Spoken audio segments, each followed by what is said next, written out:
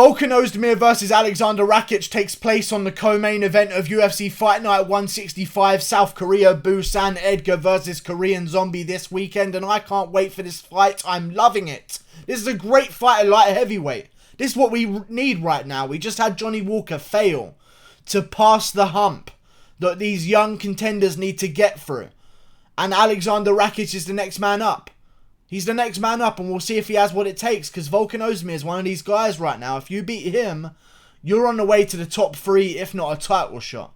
And we'll see if Rakic belongs, because Volkan Oezdemir is no fucking punk, okay? He just came off a huge win over Ilir Latifi.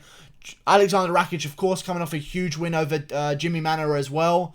I don't really credit either of their wins here, because I think, literally, I think my nan could beat Ilir Latifi past the first round. I think anyone walking with 2 legs on this earth could beat Ilir Latifi if they make it out the first round. And I think Volkan Oezdemir did just that, and he looked very good doing it. Great KO from Volkan Oezdemir. Aleksandar Rakic beat Jimmy Manuwa. Was it the best Jimmy Manuwa we've seen, or was it a Jimmy Manuwa on his way out of the UFC? I feel like it was the latter. He may have been on a down slope in his career of a few brutal KOs in a row, of course. I mean, Jimmy Manuwa has been KO'd plenty of times in his career. Recently, Thiago Santos. You've got Alexander Gustafsson, Anthony Rumble Johnson. I mean, the list goes on how many times Jimmy Manuwa has been KO'd, to be honest. Volkan Oezdemir himself KO'd Jimmy Manuwa as well, and arguably a better version of Jimmy Manuwa. I just don't think... I think Rakic is going to be too big and too rangy and too technical on the feet, and I don't think he's going to be doing the same thing that Ilir Latifi did, which is just blitz forward, and if you miss, spend half an hour trying to get your breath back while Volkan Oezdemir just picks your fucking face apart like some kind of mug. I just feel like Rakic is going to win. I really do. I think this is a great fight for him. I feel like for Rakic, this is a great style to come up against. I mean, Volkan Oezdemir, I know he shoots some takedowns, but he's not known for it. He's not going to be shooting takedowns off the gate against Aleksandar Rakic. He's going to want to test his stand-up first. And I think that works for Aleksandar Rakic here. I really do. He's a big guy. He's a young guy, so he's improving more and more every single fight. He's staying active as well. He's coming off big wins where he's taken no damage whatsoever over Devin Clark in the first round.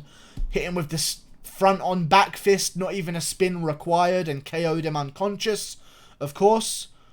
Jimmy Manuwa, brutal head kick as well, but what I really want to know here is, I know he's beat Justin Lede by decision, I know he's beat Francimar Barrasso by decision, but at the top level, if he doesn't get the finish in the first round, I wonder what an experienced guy like Volkan Oezdemir could do to him if Rakic is all of a sudden breathing a little bit heavier. Those shots don't have the same power on them now. I really do wonder what Volkan Oezdemir can do to him, man. First time in the spotlight, really, for Aleksandar Rakic. He had a big win over Manuwa, but this is his big test in Volkan Oezdemir. I'm going to go with Aleksandar Rakic. I think in terms of a stand-up fight, Rakic is really fucking good on the feet, man. Really fucking crisp on the feet. So is Volkan Oezdemir, but I'm looking at the size here. And Jesus fucking Christ, you've got Aleksandar Rakic standing 6'5", Volkan Oezdemir at 6'1". I mean, I'm bigger than fucking Volkan Oezdemir, and Rakic is a fucking giant man with 198 centimeter reach advantage. Not 198 centimeter reach advantage. 8 centimeter reach advantage with 198 centimeters to Volkan Oezdemir's 190. I feel like all the attributes lean in Rakic's favour. He has the better record. He's taken less damage in his career so far as well. He's the younger guy, and he's going to be evolving more between each fight. I think Rakic has got this one in the bag, and if he wins this, I don't know what I'd want to see from him next. But listen, there's a bunch of guys, Thiago Santos, Anthony Smith, looking for an opponent right now. So the winner of Volkan Oezdemir versus Aleksandar Rakic, co-main event of a big fight night, end of the year, has a really valuable chance on the microphone to try and secure a fight against some of the top guys in the division, including, I mean, who knows if Corey Sandhagen, Jan Blachowicz winner is going to get a title shot, because John Jones is saying he wants to go to heavyweight after Dominic Reyes. So maybe Corey Anderson or Jan Blachowicz will be left without an opponent with John Jones because he'll be taking a hiatus to the heavyweight division. The winner of this fight has a huge chance to make a statement and then move right up the division and then potentially be on a title shot within the next 2 fights. I'm looking forward to this. I really am. I just think Rakic is going to be too big, too strong, too fast, too powerful. Oezdemir has the experience. I'm willing to bet that Rakic can get him out of there in the first round. I know Oezdemir has a great chin. I just don't think he's been hit by a 6'5" man that throws head kicks the way Rakic does. And I feel like Volkan Oezdemir is going to lose. But we'll see what happens next.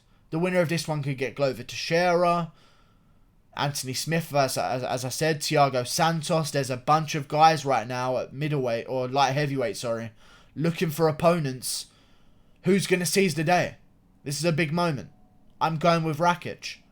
And I hope Rakic wins as well, because we just lost Johnny Walker.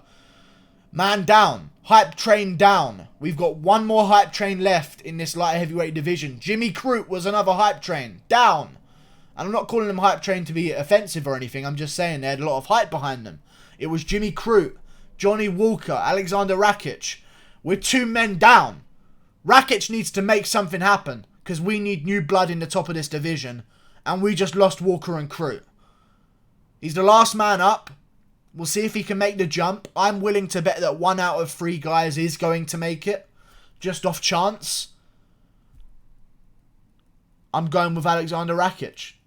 Like and subscribe. Thank you for watching. Click that button there. Goodbye. Oezdemir's a beast, but this Rakic guy, I mean, he's amazing. Goodbye.